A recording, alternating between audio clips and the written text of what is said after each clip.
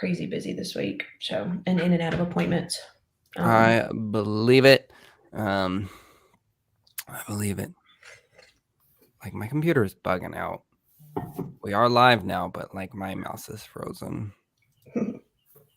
So that's fun. I really did. I had something so cool, but like I don't even know what's wrong with my computer, which is pretty rare. Yeah, like I can't click anything. Oh my goodness. I mean, fortunately, I got that going for live. Well, I mean, I say we get into it. Good morning, everybody who is tuning in right now with all the technical difficulties I've had this morning. Yeah. I got signed out of everything. Mouse is freezing. Not even sure what's going on, but we're here anyway. And we're going live just to talk about our Mega Team Challenge, our Home Team Mega Team Challenge, where we're attempting to build a Mega Team, I think, faster than anybody we've ever known. Will it work? We don't know, but we're going to try, and we kind of don't have a problem failing forward. So good morning. If you're watching, leave a comment on where you're watching from. We would love to know. If you can't tell, we're all watching from our individual homes. So just spoiler alert, that's where we are. So today I thought it might be really useful. And Catherine, you'll probably take the lead on a lot of this, but talk about just onboarding.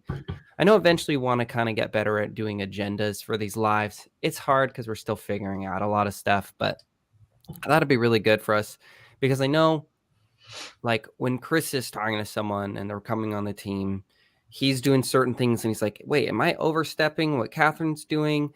And I know, Catherine, there's times where you're like, hey guys, make sure you tell me this or this so you can.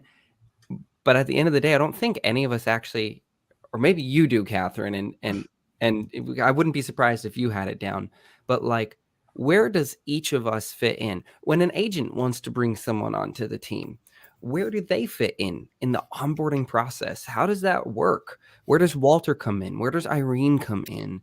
So I thought, it might be a good open discussion just to talk about onboarding and where people fit into onboarding. At what point does it get handed off, or does someone come in and support and help with it? So if you guys are cool with that, I think that would be a great thing for us to chat about today. Does that sound good? Works for me. I got funny thing though to tell you guys first. Okay, Irene's not here. I was trying to wait for her, but so we had a new team join us at the Carbon Club. And so last night I'm asking Irene all these questions about TC. And then it's like, you know what I should do? I should make a TC document to help the TCs that are coming in. And she's like, wait, am I being replaced? Well, here's the thing. Obviously, that's not even anywhere in my brain. So I didn't see the message.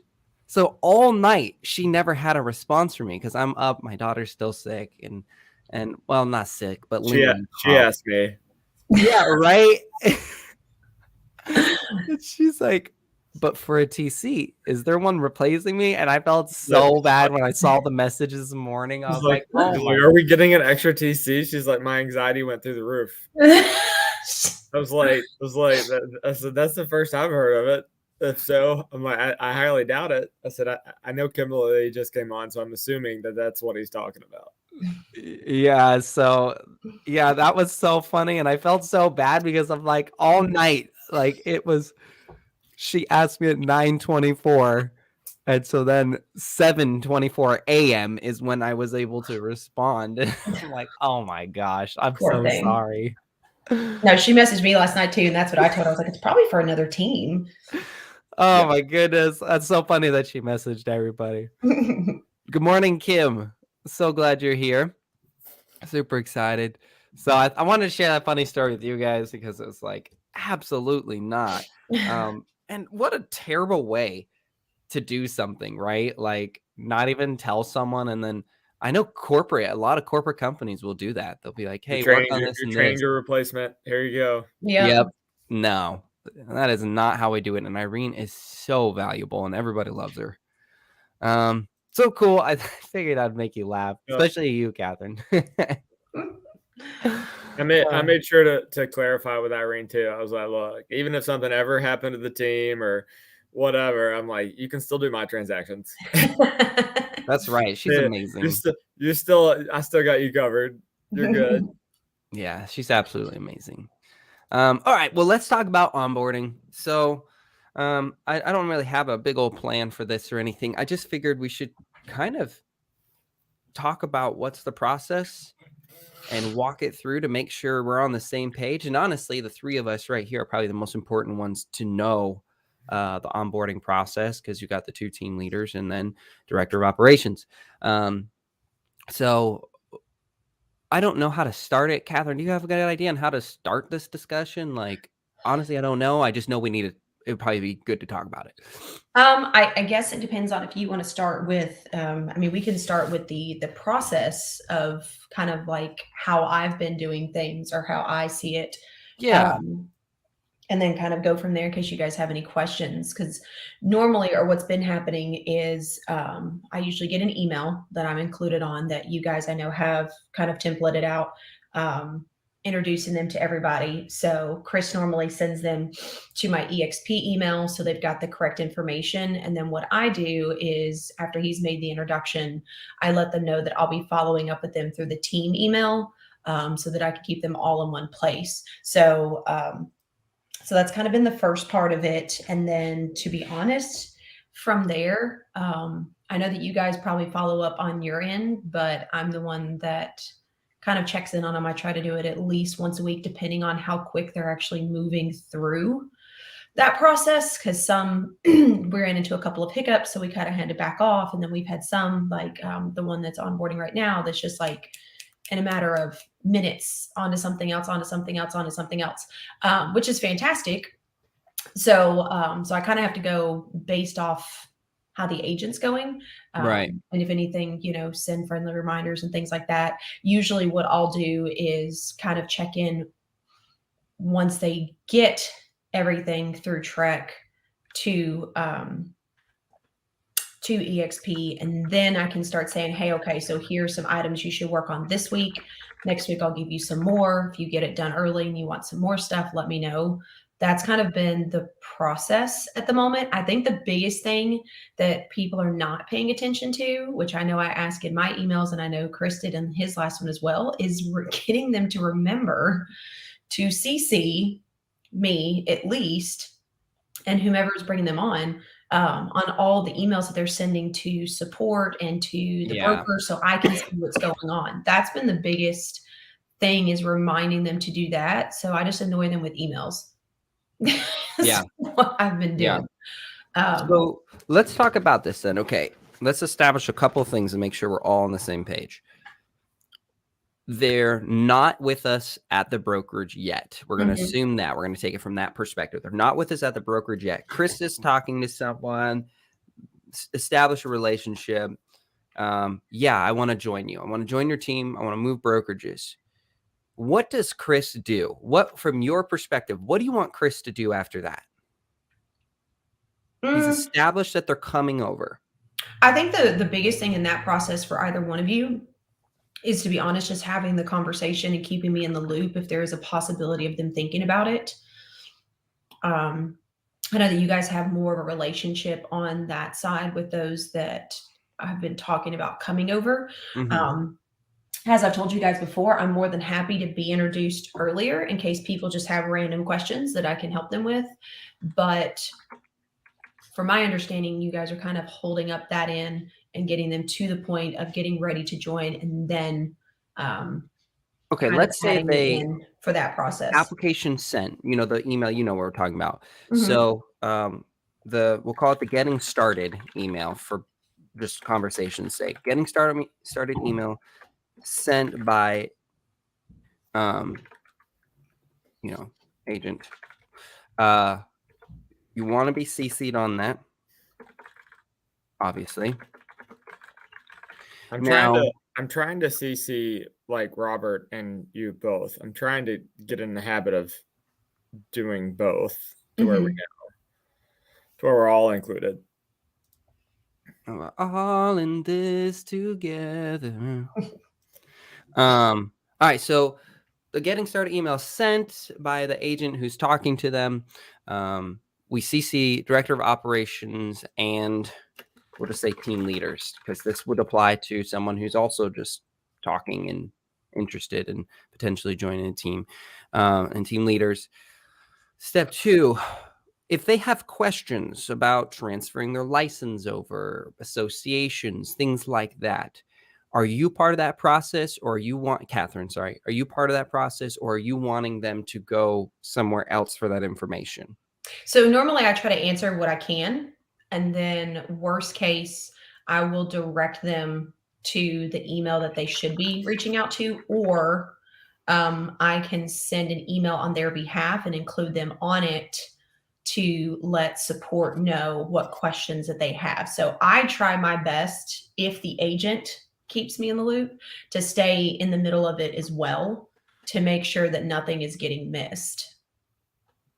All right, so transfer questions, they can absolutely director of operations email, and then I would assume onboarding email to EXP.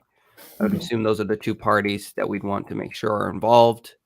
Because I know I don't want Chris to be bombarded by too much that pulls him away from production side of things, and then vice versa. I don't want anybody not have. I want to make sure that nobody has to carry extra burdens if they don't have to. And I know even for Chris and I, and again, this is probably entirely our fault, but I don't think we knew when to contact you. And so, and we're very proactive. And so when someone needs help, we're already jumping in. But then we both realized, oh my goodness, we're losing a ton of time helping people transfer over, that we're losing time in the main focuses of what we're supposed to be doing day to day for the team. And so I was like, we probably need to just get with Catherine, because she probably has a better process and thought process and situation for this. So step 1 is, again, forgive me the recapping. I just really want to make sure I'm getting it. So the getting started email sent by agent, talking to agent, CC director of operations and team leaders. Then for transfer questions / onboarding questions, director of operations email, onboarding email to EXP. Those would be the two contacts that would be essential. Now, correct me if I'm wrong, or if you disagree, I would say that the emails about transfer questions, onboarding questions, we don't need to have team leaders CC'd on. Would you agree? I agree. I mean, there's a lot of things that I handle on the back end that I can just get taken care of. The only time that normally I reach out to you guys is, one, to give you an update on what's going on. So I know, Chris, with the 2 that you had, I've given you quite a few updates on kind of where the one was in the process. So my biggest thing is to give you guys kind of like an update as they're getting steps completed, once they're kind of moving through another phase. But personally, unless I'm having an issue with getting in touch with onboarding or the broker or whatever, Right. I usually just take care of it, because I feel like it's easier. It kind of stays in one pot, and then you don't have 2 or 3 different people all trying to reach out at one time to talk to whomever, since we know that there's one email for onboarding, right, that probably several people answer. There's 3 people that answer it for the broker side. So if one sees it before one, it just, in my opinion, creates a big freaking mess. We may get lucky and get the answer quicker, but yeah. I agree. And I think that's something because, again, Chris and I, you already know, we're super proactive. And so then we're turning around and Chris might be sending an email, and then I might be talking to the same agent because we're all, kind of in a community together. Mhm. And then they might tell me an issue that I don't know that Chris has already contacted the brokerage about. So then I go send an email. Mhm. And then for all we know, you've already sent an email, or you're about to send an email, or you're about to do it. And like you said, it creates a lot of chaos. And we don't want the broker to look at us and be like, okay, these guys are clueless and they're making everything more difficult than it has to be. And so, So my thought process yes. is we kind of do kind of like we already do on the team for production. As agents reach out to the wrong people for questions or because they're already speaking to them, we just gently say, hey, if you actually reach out to Chris, that's what he does. And since he's probably going to be able to better help you with that. And that way we can make sure everything's going through the same person. It's kind of the same flow when you're onboarding someone as well. Now, obviously, if you guys are already having a conversation or if you're trying to figure things out and you've taken a step or you were already in a conversation with, let's say, onboarding already, so you were just following up, it would just be great to follow back up with me and say, hey, by the way, we had this issue. I was already kind of in the middle of talking anyway, so I went ahead and took care of it. Here's where they're at in the process. I think that's the best way to kind of keep that on the same flow. So Yeah. again, I can keep my spreadsheet that I have updated and keep them moving through the process versus sending the same redundant stuff that they're like, I already did all this. That makes a lot of sense. And I think that's definitely necessary. So let me ask you, and again, you can be very conservative or you can be really blunt, whatever you feel is appropriate, because I know we're live. But what do you think about response times? Chris and I have a ton of anxiety when it comes to leaving things that we know we can do immediately. And it's good and bad. You know this, Catherine. You know it better than anybody because you work with a lot of top producers and team leaders. There are times where team leaders need to be like, okay, it will be handled when it's handled, versus Chris or myself getting a Facebook message saying I'm having this problem, and then we're calling and then we're emailing, and then, we've just lost 30 minutes. We've just lost an hour.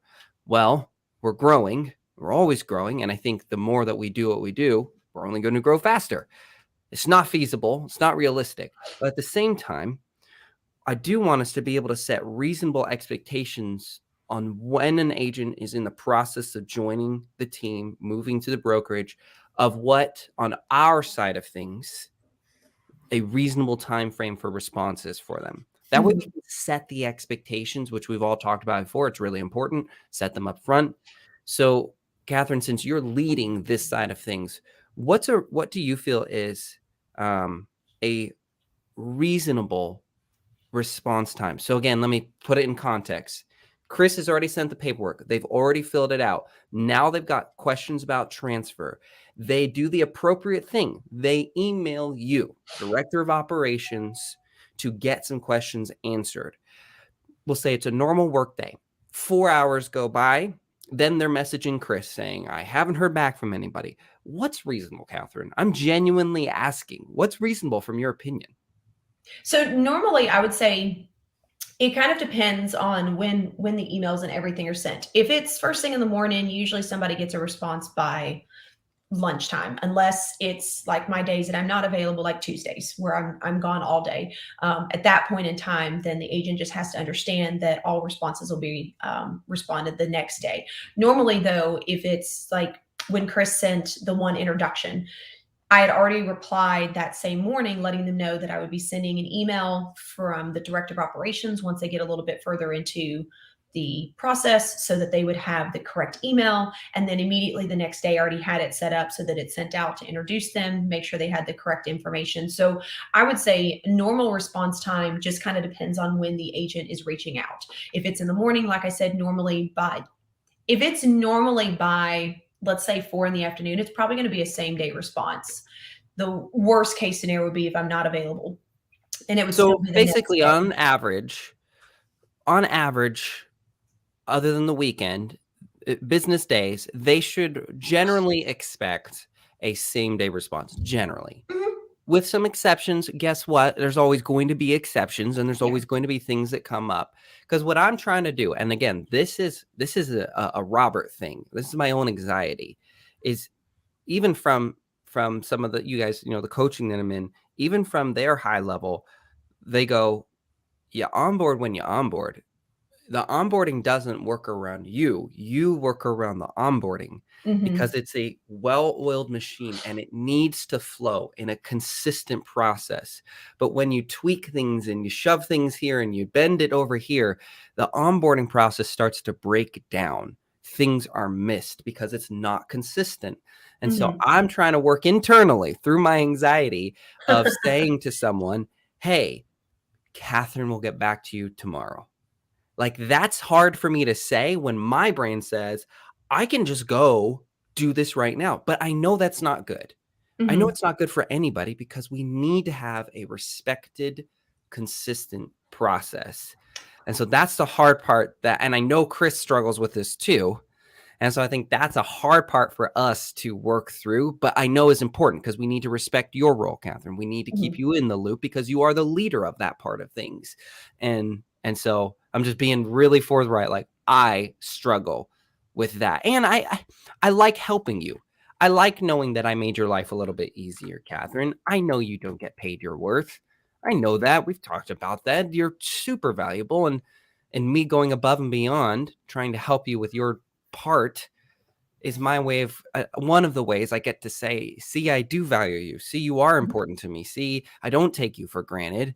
And I don't want you to think that you're taking for granted. So I feel like this is like a therapy session. Like, you're important, Catherine, I swear. Like, so with everything I just said, what do you think? At the same time, and this is something that I personally worked through, and I work through with a lot of the teams that I work with, especially as high producers or those that are big go-getters. We're so used to I'm just going to go ahead and get it done. Because if I get it done, I know that it's taken care of. The problem with being in that habit is it's such a distraction from you actually focusing on the things that you need to get done, because you could have an hour blocked out for something and be like, oh, well, I can answer that real quick. And and then it derails you. And now all of a sudden it's 30 minutes later. And guess what? You just ruined your hour that you spent. Now you either got to lay it over into the next thing that you're going to do, or you have to skip to the next thing and hope that you can find time to put in that extra 30 minutes that you just screwed yourself out of because you are so used to, I'll just do it myself. So the biggest thing is taking that breath and realizing that it's not your role. And this is something that I'm currently working with a team with mine right now, is separating the roles. Because if you separate the roles, it does take your anxiety level down once you get used to telling yourself, okay, this is going to get done. This is not my role. I have to let it go. Obviously, checking in and things like that, or saying, hey, just wanted to see where we're kind of at because I'm freaking out a little bit, is one thing. And that's easy for me to address directly versus everyone like, well, I just went ahead and did it because I was already looking at it. So I went ahead and took care of it. We preach to our agents already that they're supposed to follow their schedule. How are we preaching to them to follow their schedule if you aren't following? We're being hypocrites. Yeah. And that's why I wanted us to talk about it. And I wanted to talk about it open, because every team leader I know, every top producer I know struggles with, I can do it, but just because you can do it right now doesn't mean you should. But it's like how people try to make excuses with white lies. Oh, it's just a white lie. Like, that's the same ideas. Oh, it's only 5 minutes. It'll only take me 5 minutes. But then that 5 minutes turns into 10 and turns into 15, because then it wasn't an easy situation. And then your brain gets used to not respecting your schedule. Your brain's like, well, we always make exceptions. No exceptions. So that's the biggest thing. And that's something that that I had to work on tremendously for quite a while, was if I knew that I had like a certain time carved out for something, and I've even done it to my clients. If I've got time carved out, I know I have to get something done, I will turn my phone on silent and flip it over, just so I don't look at the notifications and I don't see who's calling me, so I can get done what needs to get done and then take care of the in-between stuff. So, and unfortunately in the onboarding process, right, we three don't all have control over what is taken care of. When we have to involve onboarding, we have to involve the broker. Sometimes you're looking at 48 hours before we get a response time. unfortunately. And there's nothing that we can do about that. I mean, we can consistently bother the living hell out of them, but it's either going to, one, annoy the crap out of them, which is going to make it harder for the next person we bring in, or we're going to feel like we have to do that every single time. So in my personal opinion, when you're moving through the ropes of onboarding, there's just certain things that you're kind of in limbo for a little bit. It is what it is, unfortunately. And if we can all remind the people that we're bringing on that, hey, this is just the process. We don't have a broker per section. It is for the whole state of Tennessee. So it does take him a little bit longer to get back and set that expectation, just like you would with your clients, right? Yeah. Then we don't run into agents bothering you as much saying, well, why didn't he get done? Why doesn't this get done? How come they haven't done this? Because we've already stated, hey, this is how it works.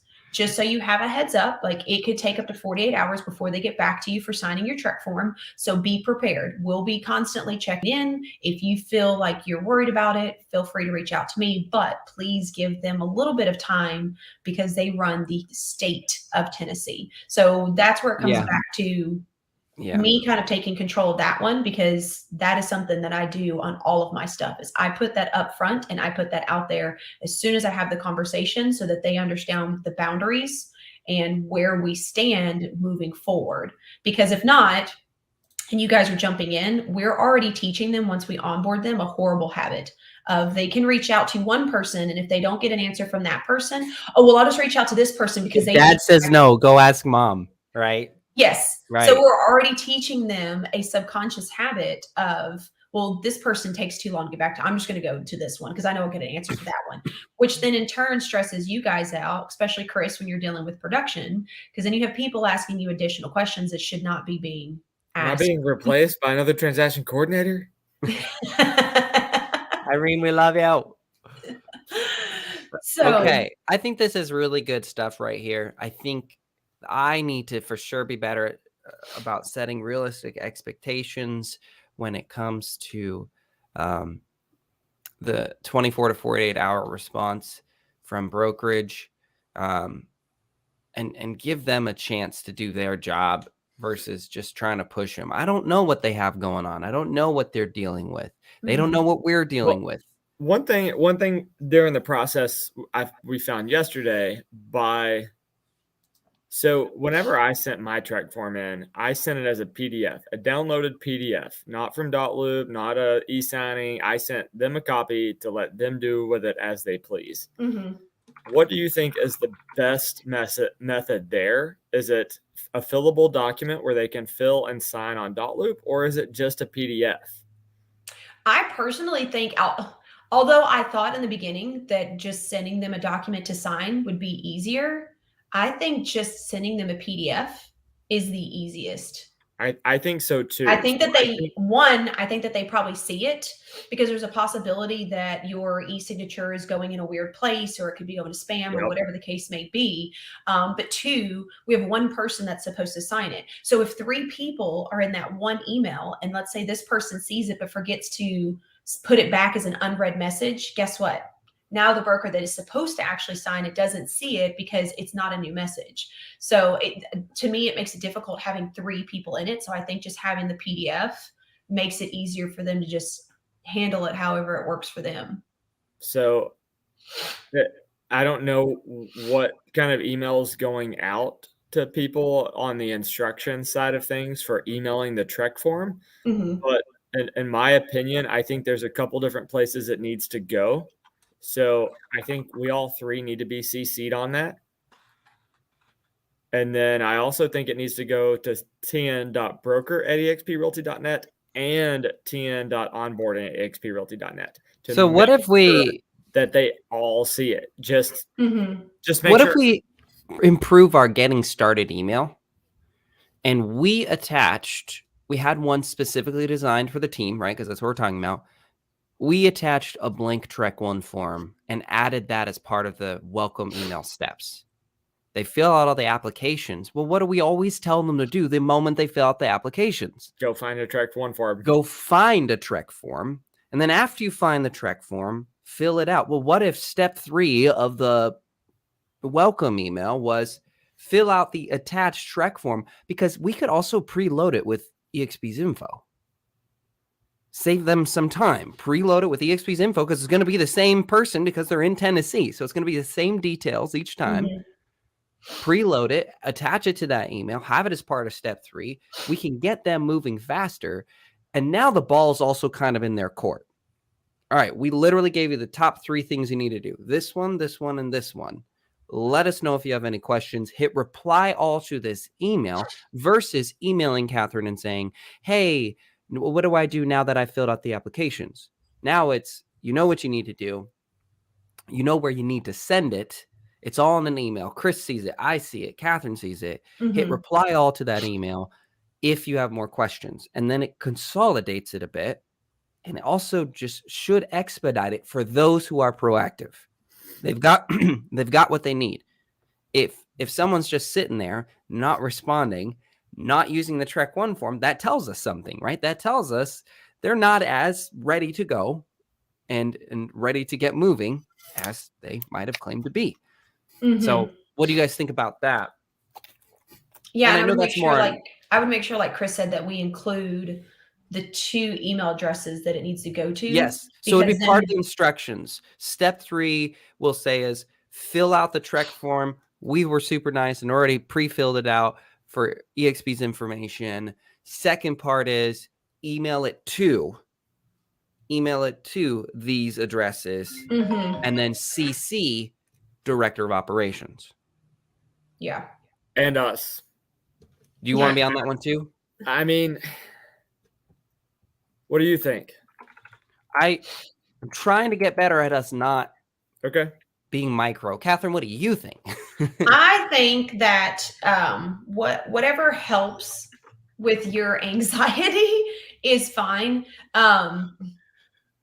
My thing is, and the reason I don't CC you guys on all the emails when I'm having communication with them is because especially you, Chris, right? You've got production, you've got everything else in that email. And to me, it's pointless for me when I'm having individual conversations and they're asking a question, or I'm like, hey, these are the steps you should be taking next. Like, in my personal opinion, there's no point in trying to continually make sure you're in that. So you're just getting all these redundant emails. But I think early on, I think I'm trying to, I mainly want to see it so I do know what's going on. And I do know what they're supposed to be doing. Because even if I'm bringing on somebody that's not on the team or whatever, and I'm trying to help them along through that process too, even just knowing a little bit of a better process is going to help me even on that side of things. Because there's both sides that I'm trying to figure out how to distinguish my time on team versus non-team stuff too, because it's a different process on each side. So I can't figure out what I'm supposed to do. So I feel like I'm supposed to do everything. And then even late last night, that's why I texted you individually. I was like, any updates? And I was trying to figure out, I'm like, am I like overstepping and probably doing things I'm probably not supposed to be doing? Because I'm probably overstepping and doing things I'm not supposed to be doing. Just trying to be helpful. And again, like I said, you're trying to get it done. I just want it done. I know. And but at the same time, and this is where this is a big thing for me, which I know we've had conversations about several times. And I try to preach this in the real estate world as well. Questions like that, like, did we get an answer and stuff like, they're already gone. The broker and stuff's already gone, right? So it doesn't matter which way I give you an answer. Nothing can be solved that evening, right? It's going to have to be done in the morning. It's the same thing when you're dealing with your clients, right? Your client can be bothering you at 9, 10 o'clock at night, asking questions about a stupid house. It's not going to make a difference. And right, because you're not going to reach, I hope not. I hope people are not reaching out to agents at 11 o'clock at night, 12 o'clock at night to ask questions because their client is thinking about buying a home. You can reach out in the morning, right? That's in this industry. We are so caught up and it has to be done now. We have to take care of it now. But there's something else that I've heard from a lot of very large producing people is there is no such thing as an emergency in real estate. Maybe getting an offer in quick, and I get that, but there's really not. If they're having a problem with the home or if they want to see it the next morning, great. I can get up a little bit early. I can try to schedule it, get some answers for you, and we'll go from there. The way our industry is pushing for people to be up at 12, 1 o'clock in the morning, writing offers and trying to figure crap out and handling questions, to me is stupid. I want to protect my time. And to be honest, my clients, at least the clients that I work with, understand that at a certain time I have a cutoff. You're more than welcome to message me. You're more than welcome to ask some questions, but understand that you're not going to get a response till the next morning. Why? Because I probably can't get an answer for you because nobody else is up to answer that question. So it doesn't make any sense to me for me to have anxiety and try to figure it out when I don't even have the right people to get the answers for. So I'm very big on that. And anytime that I'm dealing with people, and I know that Chris, you're doing a lot more deals than I am, so that it's a little bit different when you're trying to juggle different people. But when people are onboarding as well, they have to understand that if you ask me a question at 8, 9 o'clock at night, wanting to know why my truck form wasn't filmed, guess what? Broker's not going to answer me till the next morning. So there's no point in me trying to give you an answer now. Slow your roll. Everything's going to be okay. We're going to figure it out in the morning. But that's where it comes to, again, setting those boundaries in the beginning. And that's why I'm very big on, these are my working hours. This is the times that I'm going to start working. That's why I tell you guys I have my protected time. Because if not, I'm going to be running all over the place trying to answer questions for people 24/7 and wearing myself out, knowing I can't get the answers and then have anxiety over it until I get the answers. Why? Mm-hmm. So that's a big thing for me. And that's why I try to tell people that, whether it's a client or someone that's onboarding or what, I have hours that I work. If you have a question or whatever, feel free to reach out. I'll get to it in the morning, but your brokers are gone by what, 5? Onboarding's gone by 5. We're not getting answers. So why am I stressing myself out to try to get that answer for you when I know no one's going to get back to me? Yeah. I think this is all really healthy. I think it's something really good for Chris and I to be working on, and any team leaders, top producing agents, like, I'm sure you guys feel our pain and our anxiety and our struggle. That's why we have someone so amazing as Catherine to come in and kind of cut through the struggles that all of us face, because it's a very real thing. It's part of that go-getness, and that no excuses attitude is how we got to where we were, but it's also how we'll create burnout and just have too much tension in our lives all the time. Every day is like red alert. So I think this is really healthy. So I think we do what we said. Getting started email, we make the addition with the pre-filled Trek 1 form. Honestly, I think that'll save us a ton of time. And again, it makes them more proactive. And then we tell them what to do after that. Chris, do you want to be CC'd on that email? That they send the Trek 1 form to. You can say yeah. There's nothing. I mean, I think having all of us CC'd when they're sending it to the broker and stuff kind of lets the broker know who they're working with and who they're dealing with. Yeah, I think we should all be CC'd for a little while. If we find that it's too much, we can always retract. Retract that. I don't think it's going to be that many extra emails. But I think seeing it come through on an email will let us know that it has indeed been sent correctly without you having to let us know. And if somebody has a question about it, we're going to be able to go back and look at that email thread and see if they sent it back or not. Mm-hmm. Yep. I think putting us on there is going to save more time than not. I could be wrong. Been wrong before. Will continue to be wrong in the future. But I've never been wrong. Never. Never, ever. Never.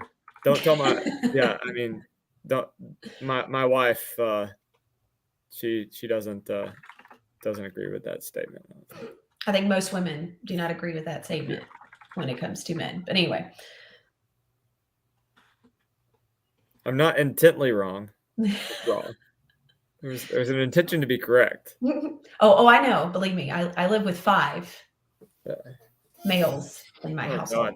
So, yeah. Yeah. But it, like I said, the biggest thing is setting those boundaries. That's a huge thing for me, whether it's your clients, whether it's people that you're dealing with. That I was really big on that with Irene when she first started, like having boundaries and knowing what she would be willing to do for agents and what she wouldn't be, because if not, you are teaching people how to treat you right off the bat. And if you are always a go-getter, which I am, but if I do that and I constantly put that out there, then people expect that. And then when I don't get to it, or I'm sick or whatever, then I feel like I have to explain myself and be like, I'm so sorry, which is stupid. Right. That we live in You're a world allowed to where be we human. apologize for everything. Yeah. How about I just tell you exactly how it works in the beginning? And if you don't listen, that's your fault. You're an adult, right? Yeah. Yeah. Go from there. So Yeah. I've worked very hard over years of being in corporate and everything else, and working with agents and bringing them on and learning that I love to go above and beyond people, but sometimes doing that is more stress and a headache on me than it is them. And then they're constantly in your face wanting to know, well, why don't you have an answer now? Well, why can't you help me now? Because I'm busy. Well, but when I got onboarded, you were right here with me.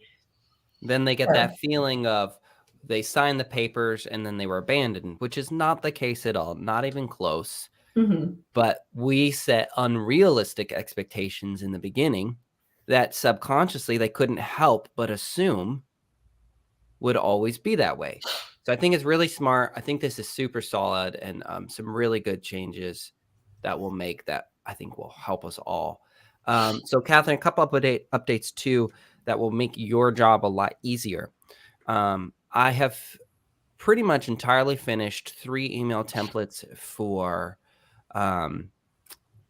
the role is Carbon Club coordinator, and they're going to start handling the W income coaching, EXP orientation scheduling, where they'll go and they'll actually send an email on behalf of the agent that's coming over, letting EXP know, hey, they're ready for EXP orientation. W income coaching, they're now active at EXP. They're ready for onboarding. That way, those sides of things, which are not directly relevant to the team. Now, they're a perk, but they're not housed by the team, if you will. You don't have to manage anymore. And I've already got it on the email that you are CC'd. So when those are sent on their behalf, you'll know, okay, good. That agent was just told and introduced to onboarding team and getting the orientation going. That way, that side of things is not on your plate, and it is handed off to, and it's being proactively done where like Misa is going to send on her behalf, on the agent's behalf, coming over the emails, versus saying, okay, when you're finally active, remember to send an email to onboarding. Well, the reality is they're not going to remember. We usually have to remember ourselves, or we have to keep asking them, hey, are you active yet? Are you over here yet? Did you finish this yet? Versus Misa just keeping up with them. She'll know when they're active because they'll appear in the downline. So we've already checked that box. They're active. Great. Now that they're active, Misa's going to do these emails where she's going to send one to W Income Coaching Onboarding and saying, hey, they're ready for that. And then one to EXP Onboarding and say, hey, they're ready for that. And then she'll get them inside the Carbon Club Slack channel. You'll still handle the home team.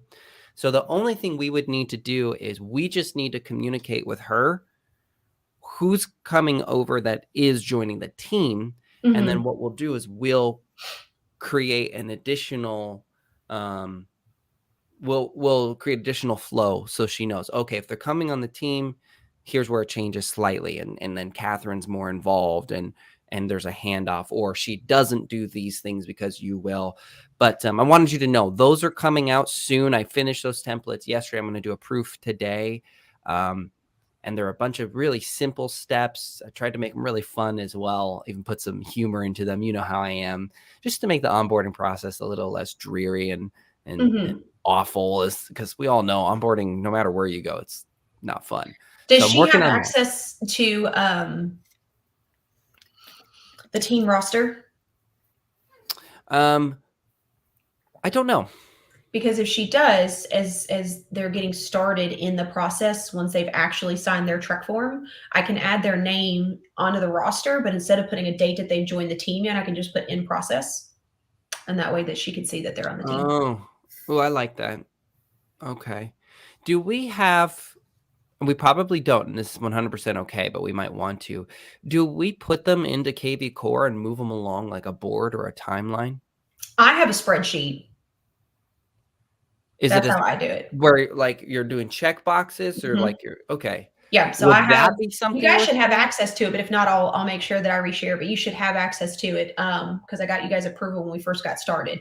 So I it takes believe them it. through the process of first getting the information, then getting everything set up with EXP. Once they've got to EXP, making sure the team agreement is signed. Once we made it to that, then we go into what they need specifically for the team, and then what we can actually get them access to. Because until they get an EXP email, I can't do anything. And I also can't send an email out to EXP asking them to add them to our team until I have that EXP email. Right. So I can't add them to our stuff. So I kind of get stopped. So I have an onboarding spreadsheet that's for each person that goes through steps as they move along. And I've got check boxes and I've got links in there and stuff for things I need to go back to, or in case people have questions. So, and let me see. And I know that you guys should have access to it, but I'll reshare it with where we're at so you can see. Okay, that sounds good. So I think refining, and we're already doing that, but refining with the pre-transfer steps. I think that'll help us a lot, having a clear guideline on what happens, who's involved prior to them actually being active. Once they're active, like you said, it's a lot easier. We've got an EXP email. Misa can step in and do this, this, and this.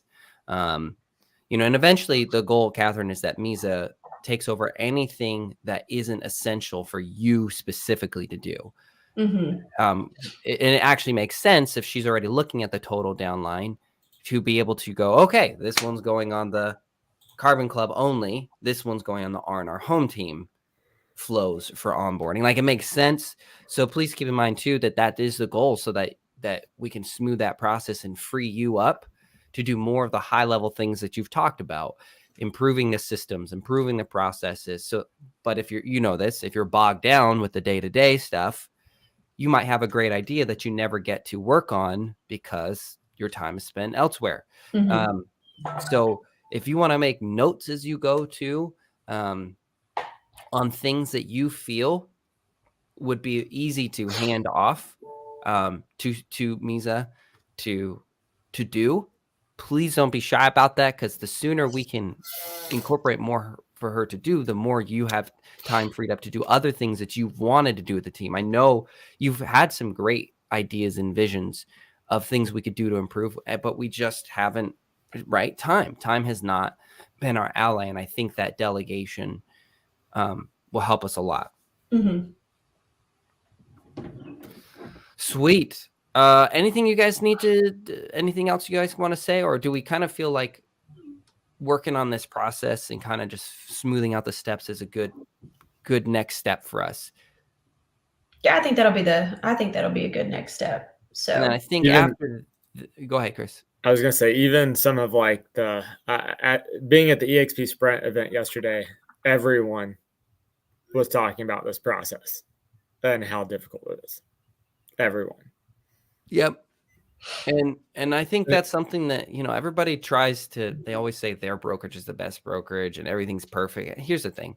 Now, onboarding process, EXP, is really hard. That's just the truth. I'm not even saying like it's anybody's fault. To be honest, I don't know how easy it would be for them to fix anything. I don't know. I don't have the right solutions, and I'm sure they're working on it. So we're just trying to come in and have them have a little bit of a guide along with them to navigate through. Basically, we're teaching them how to read the maps, all the maps that they're getting from EXP. We're saying, yeah, I know this is a little bit confusing. Let me tell you what this map says and where you go through that map.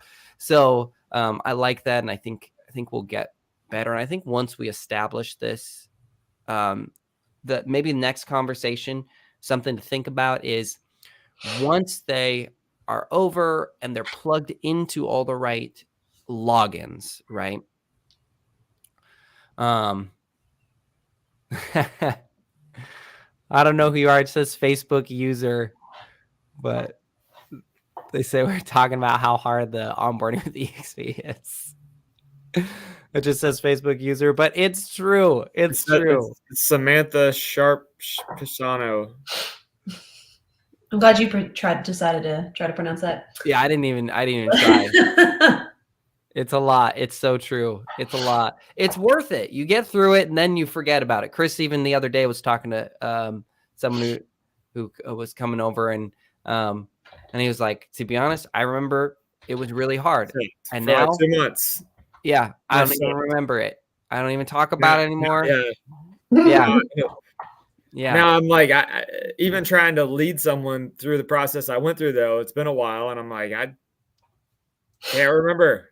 Like, I actually still have a copy that I got from Irene, and now EXP has one online for their guide. It's like that PDF. It's like 30 something pages of all the things that you can do and go through and stuff like that. I actually have that, so I can continue to go back to that to look and see, to make sure we're not missing anything. Think you and I working on some onboarding stuff and trying to figure out all the ways we can plug in Misa would be a good idea, because then as long as you're on all the emails, you'll also immediately be able to see something that is not a Misa answer type of thing.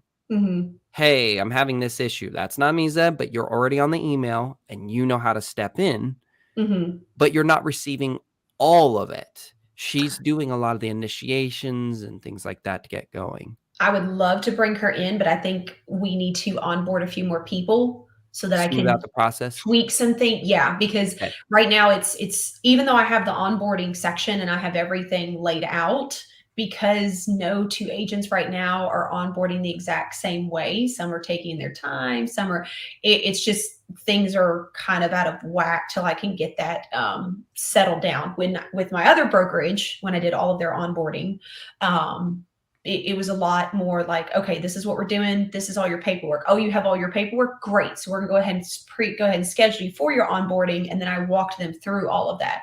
So it was a little bit more of a fine line on how things were done. With the EXP onboarding, it's more on the agents to get their crap in and then to get things signed before we can move them to the next thing. So I'm actually not in charge as much of getting them set up as they are actually in charge of doing it themselves to get them in the right thing. So that's a big difference from the way it used to be. And to be honest, that kind of makes it a little clunky, but there's nothing we can really do about that, because it's just how EXP works. Yeah. So, and to be honest, it's a good test for them to realize, like, you're an independent business owner. It really, and you preach this, Catherine, right? At the end of the day, it's your job. If you don't understand something, you need to ask, not wait for someone to miraculously read your mind and know you don't understand something. If you don't get an email and you thought you should have received that email already, it's your job. Systems glitch, bugs happen, people forget. You got to turn around and say, hey, I was told I need this, was going to receive this email. It's been 24 hours, haven't received it yet. When can I expect it? Right. So, I mean, I do think it's, in a way, the onboarding process, it starts to almost cause people to self-examine them because you start to see that, like, I can't tell you how many times people told me they were waiting on EXP only to find out they didn't check their spam. They didn't even search their inbox. Yeah. And then, They didn't hit refresh. They didn't. And I'm like, you do realize that you never sent them the form, right? I'm not insulting you, but don't just assume that everybody else is wrong before you've looked at yourself and said, oh, shoot, I missed something. I didn't check everything. Right? Like I see that all the time. I know Chris has seen it 100 times, and Catherine, I'm sure you see it with all the onboarding you've done, Catherine. I'm sure you've seen 100 times. I make the same mistake sometimes. Right. We all do. That's the point. That's the point. But everybody's so quick to be like, oh, the onboarding team hasn't sent me this. And it was like, it was sent to you yesterday. You just didn't check. Yeah. Like, well, cool. I think we covered a lot of great things. I think focusing on smoothing out, doing some updates on the email templates, and then smoothing out the process of pre-transfer and then post-transfer of the onboarding process. And then eventually we'll want to talk about their first 90 days. Mm-hmm. I know we've worked on a couple cool things within the 90-day success plan, but I also know we didn't push it. We didn't really enroll people in it. We just said, hey, it's here, which we all know is pro and con. I think we need to establish, at least for people joining our team, right, specifically on our home team, you attend the 90-day success plan because it does teach them so many of the things that they're constantly asking. How do I do this? And it teaches them over time. We all know this. You cannot teach everything someone needs to know in a day, even in a week. The cram sessions have never worked. They've never worked. That's statistically proven. It does not work to do cram sessions. That's why, like a lot of the best teams, best brokerages, they have a lengthy onboarding process where people just take bite-sized pieces and kind of move them down the ladder of the process. So I think that'll be our natural step after we figure out the pre and post. Catherine, you and I will kind of work on that. Is then, okay, let's now go and take a look at the 90-day success plan. Work on that, tweak it a little bit with Walter and Stephanie who got involved in that. And then we can start saying, okay, if you're joining Carbon Club, we're going to push it a little bit more. Attend this, do this. If you're on the team, you have to get into this. It's going to teach you KV Core. It's going to teach you Skyslope. It's going to teach you all these little things that you do need to know. Even if that means we have a slightly varied version, right, Catherine, that maybe you and I create where we take the concepts, but we tweak them to fit the team. But I think we really won't need to do that because we are trying to teach them how to be independent agents, even though they're on a team. We still want them to have an independent mindset, which means they do need to learn the basics of branding, right? We're not going to brand for them. They can brand with us. They can slap our logo and become us if they want to. Yeah. But the reality is we want to teach them how to be able to build their brand, to grow themselves, to produce, to succeed. So everybody watching, what are some onboarding processes, features, ideas that you have seen that you like? What are some ones that have stood out to you and you're like, this was life-changing and it helped so much? Whether that was someone that was just sending you a simple checklist or a guide, or maybe it's video series or something like that, let us know. And then let us know the worst piece of an onboarding process so that we can make sure to avoid that, or at least ease it through. Catherine, Chris, thanks so much for being here live. I actually really enjoyed talking about onboarding. I think that's something that everybody struggles with, and I'm really excited to kind of improve this together. Thanks everybody for watching in. We go live every Friday at 8 a.m. Central. So we will see you next Friday. Bye, everybody. Bye, everybody.